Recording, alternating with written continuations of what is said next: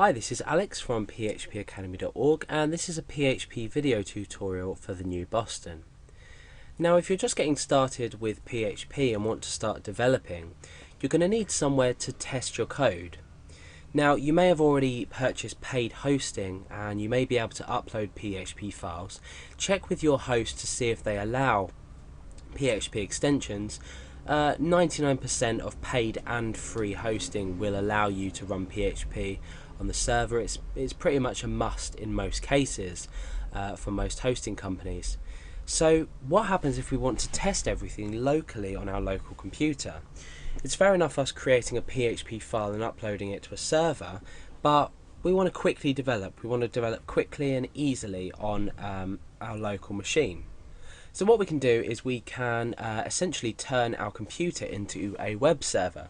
Now, it's highly unrecommended that you allow people to access this web server, because if it's not properly configured, your php.ini file is not properly configured, or anything else is not configured, you're going to run into trouble. So you're going to have some security issues there.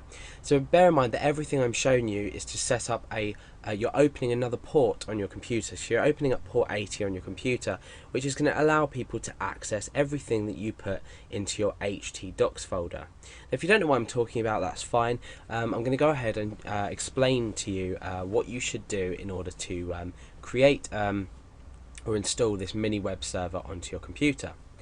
Now, I personally use XAMPP, and the whole thing behind your web server and PHP is that you're going to be using Apache, and then PHP is a module, if you like, on top of Apache, which allows you to compile in the background server side, because PHP is a server side language.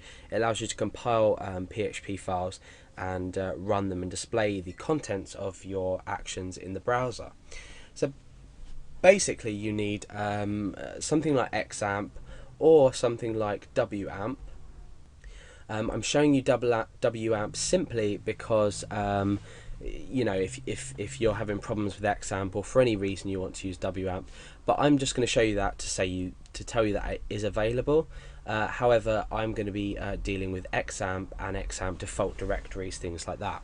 So if you'd like to follow along with this tutorial, I'm going to be using XAMPP. Otherwise, go and install WAMP and see if you can take anything from this tutorial away with you and apply it to WAMP settings as well. Now, the first thing you're going to need to do is obviously come to apachefriends.org, and you're going to come down here and you're going to say XAMPP for Windows, Linux, Mac OS, Solaris, any the obviously operating system that you are using. So it's obviously free of charge.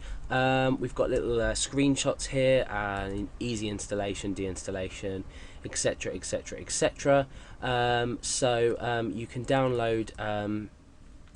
download this for Windows by just simply clicking XAMPP for Windows, and I'm going to be giving you the example here and running through for Windows.